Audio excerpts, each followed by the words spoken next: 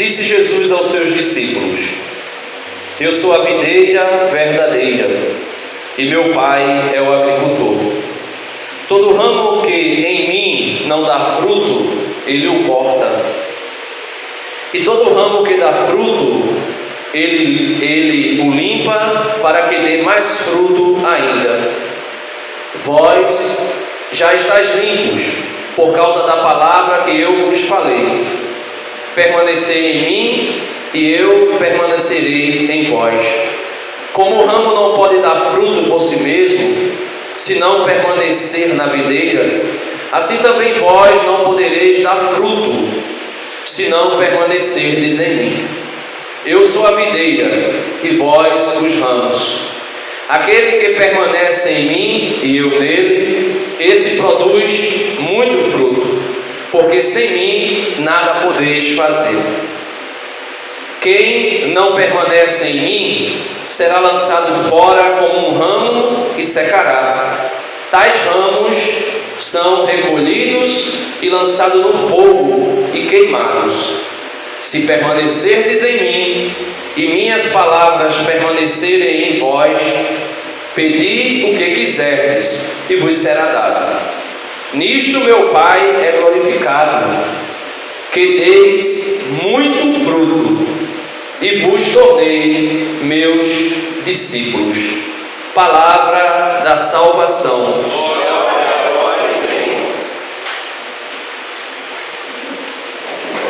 Esse evangelho de hoje, São João capítulo 15, versículo do 1 ao 8, é um evangelho que é figura da igreja, né? É uma imagem da igreja.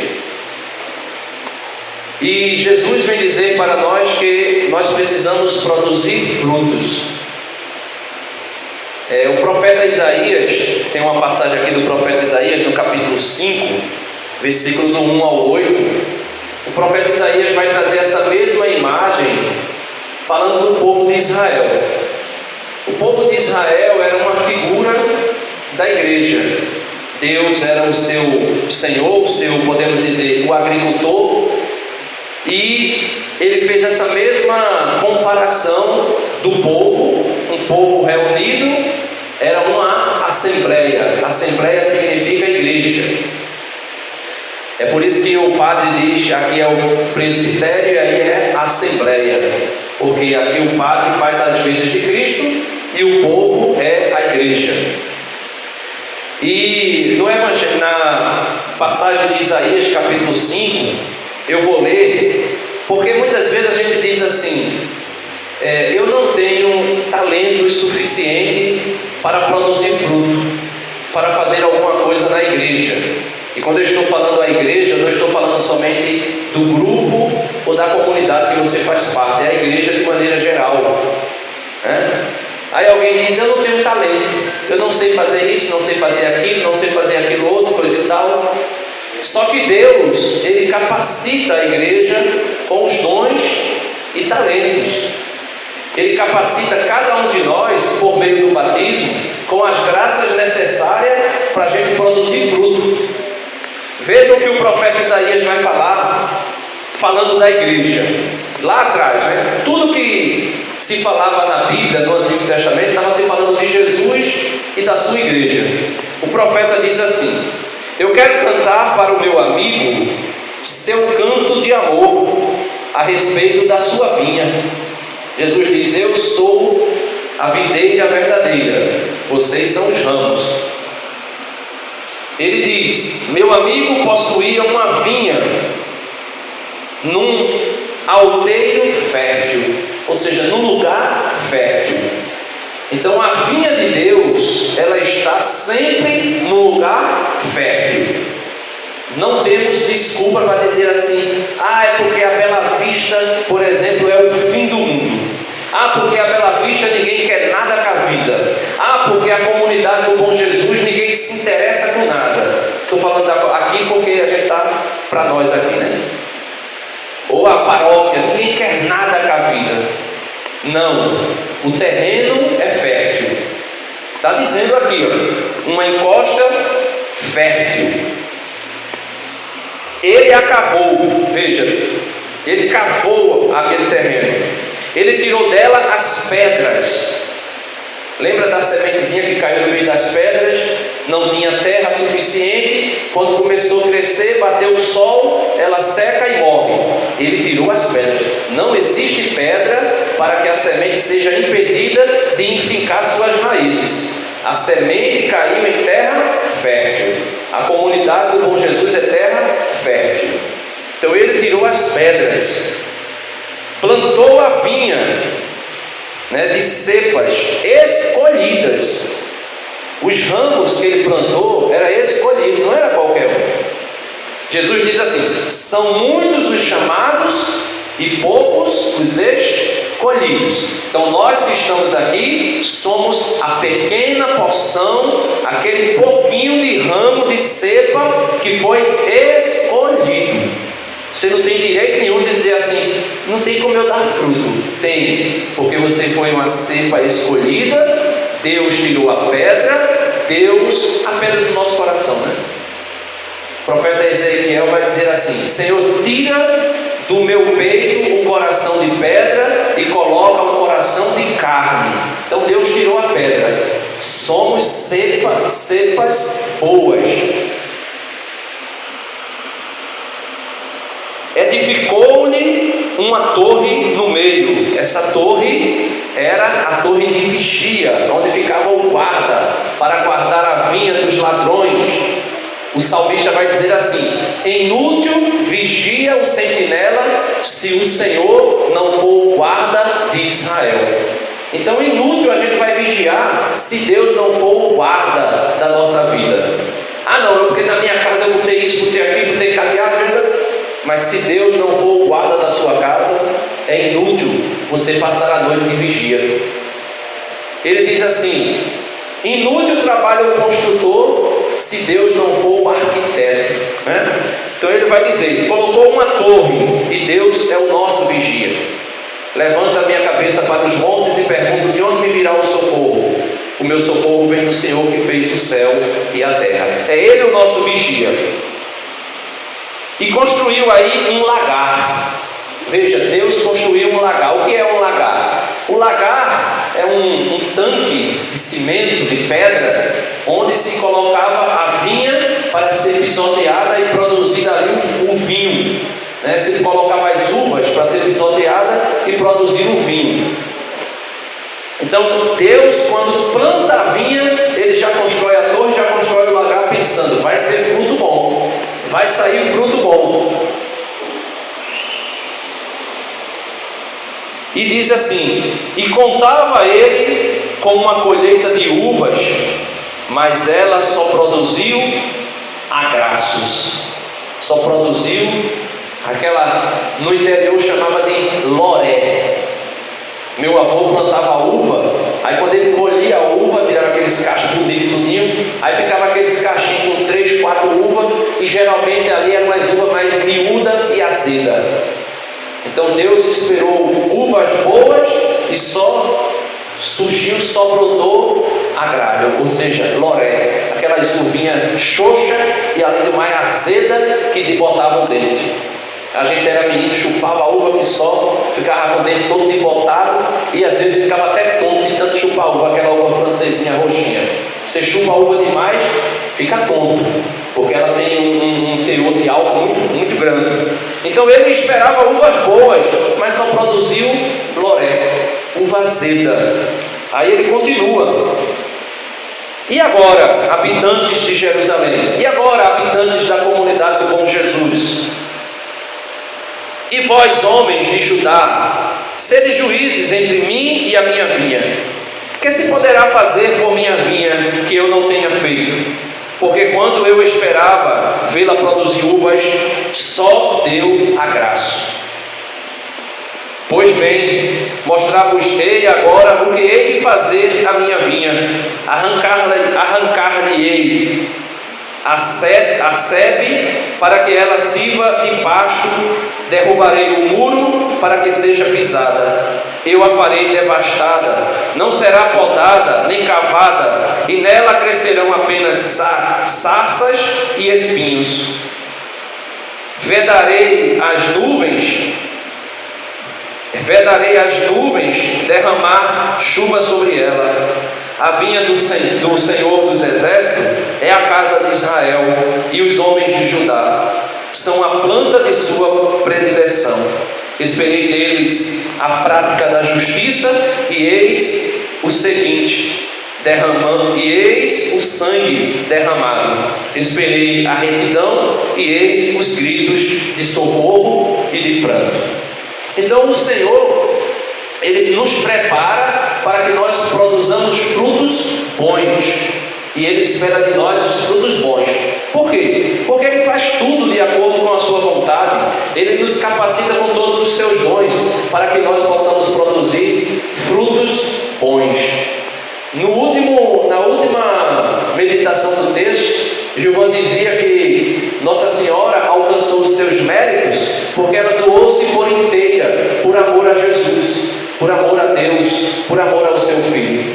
Talvez a gente vive dentro da igreja, no meio das pastorais, dos grupos, dos movimentos, da comunidade Sal e Luz que eu estou fazendo parte. Talvez a gente diga, não, mas eu estou produzindo fruto, eu estou trabalhando, eu trabalho no texto dos homens, eu trabalho no texto da juvenil, da Legião de Maria, eu sou da Legião, eu sou do Encontro de Irmão, eu sou do grupo jovem, eu venho para a missa todo domingo, eu faço isso, eu faço aquilo, eu estou produzindo fruto.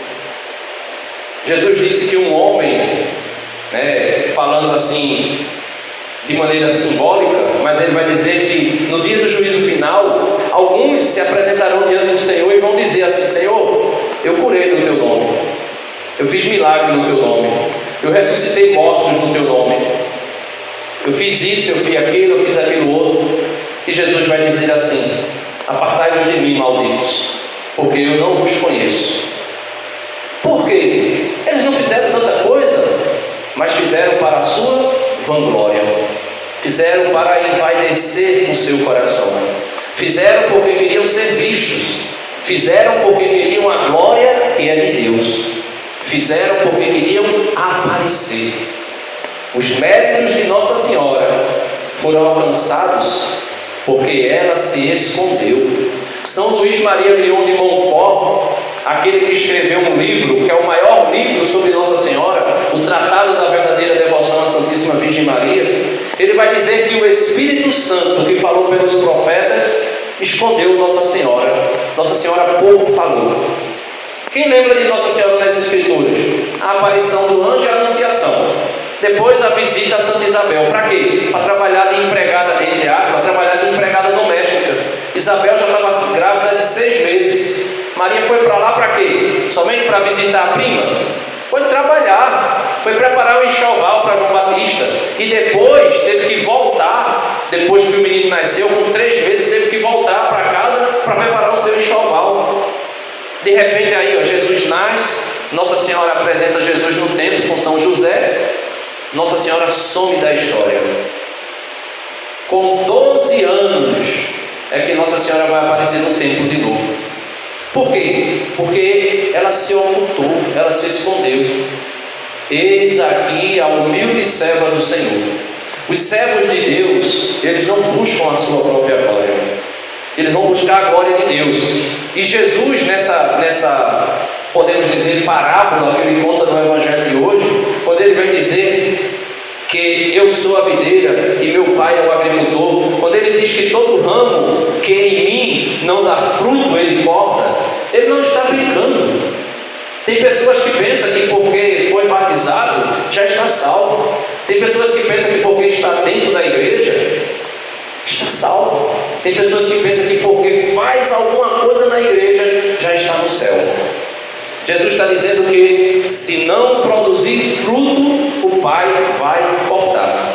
E que fruto é esse? São Paulo nos explica na primeira carta aos Coríntios, no capítulo 13. Se você for ler lá, São Paulo vai dizer assim, ainda que eu der todos os meus bens aos pobres, se não for por amor, nada adianta. Ainda que eu der todos os meus tesouros, tudo que eu tenho, se não for por amor, de nada adianta. Ele diz, ainda que eu dê o meu corpo para ser queimado nas chamas, feito São Lourenço, se não for por amor, de nada adianta. Ele Ele diz: ainda que eu tenha fé a ponto de transportar montanhas de lugar, se não for por amor, de nada adianta. E ele vai dizer por quê? Ele vai dizer porque o amor tudo crê, tudo suporta, tudo espera. O amor nunca decepciona e nunca se decepciona. O amor tudo perdoa. Então, se não for por amor, não adianta nada. São Tiago vai dizer assim: se o teu irmão bate na tua porta pedindo alguma coisa para comer e para se vestir, e você diz para ele: vai em paz, eu orarei por ti, e não der a ele o que for suficiente para nutrir o seu corpo e para aquecer o seu corpo, nada adiantou. Essa fé, São Tiago diz que é uma fé morta, é uma fé que não serve para nada. Ele vai dizer que é como um corpo sem a alma. O corpo sem alma está morto, a fé sem obra está morta. Agora também, se for fé, ou melhor, se for obra de vanglória, não adianta. Não adianta, é perda de tempo, é gastar seu tempo fazendo o que você deveria fazer por amor e faz somente por vanglória. Então, de repente, a gente pode tomar a Deus que todos nós cheguemos no céu, mas de repente a gente pode não chegar por causa do orgulho, da vaidade, da prepotência, da arrogância, da soberba, do desejo do primeiro lugar. Quem vive em comunidade, feito aqui, deveria ler a terceira carta de São João. Não é nem uma carta, é um e-mail, é desse tamanho. São João vai dizer naquela carta que ele enviou mensageiros da parte dele, e tinha um tal de Diótrefes que não queria receber os mensageiros de João. Sabe por quê? João disse porque ele era ambicioso do primeiro lugar. E quando outros irmãos da comunidade se dispunham a receber aqueles mensageiros de João, Diótrefes expulsava aqueles irmãos da comunidade. E São João diz assim: quando eu chegar aí, eu falarei com ele face a face, porque ele é digno da minha repreensão. Nós não podemos achar que dar fruto é fazer as coisas para ser visto. A gente precisa fazer por amor. Quem faz as coisas por amor não desiste nunca do que está fazendo, mesmo que mude de lugar, mesmo que mude de situação, mesmo que mude de algumas atitudes, mas não desiste nunca do que está fazendo. Se você ama Jesus, se você ama evangelizar, você não vai desistir nunca de evangelizar. O mundo é grande e agora tem até as redes sociais para ajudar. Então você pode evangelizar de todo jeito, né? Cadê o relógio? Vou acabar, 8h28.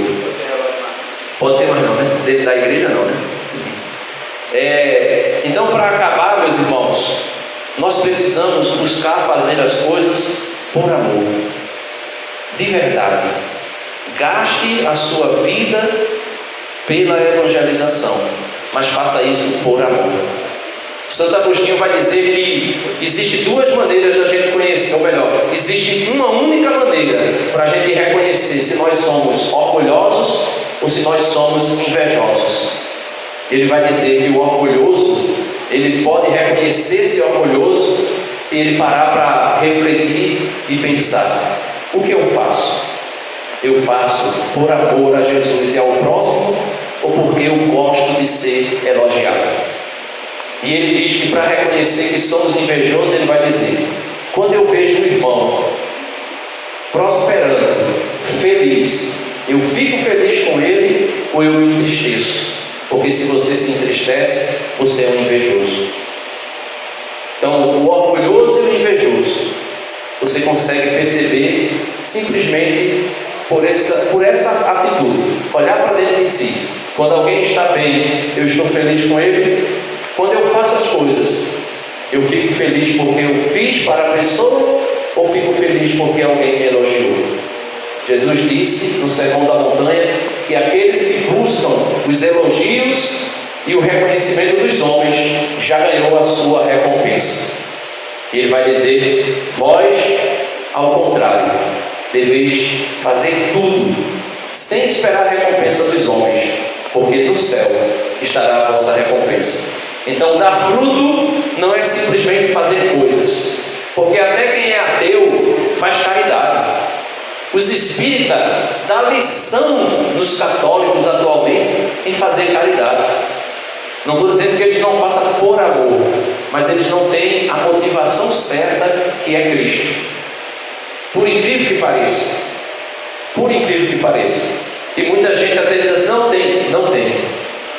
Porque Jesus é Deus. Eles não reconhecem Jesus como Deus. Então, que o Senhor Jesus nos ajude a produzirmos frutos de justiça, frutos verdadeiros, frutos inspirados no ágape, no amor de Deus. Sem o ágape, nada nós podemos fazer, porque senão vamos fazer somente para ser visto, para ser elogiado, para sermos reconhecidos, ou quem sabe porque almejamos o primeiro lugar. E isso aí, infelizmente, não é evangelização, não é caminho de salvação e muito menos de santificação. É simplesmente cavando o próprio buraco para cair nele, no buraco, no precipício da vanglória. Amém.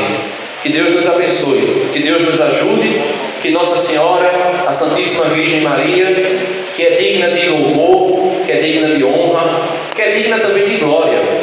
Não todo louvor, não toda honra, não toda glória, porque esse louvor, essa honra e essa toda glória à Santíssima Trindade.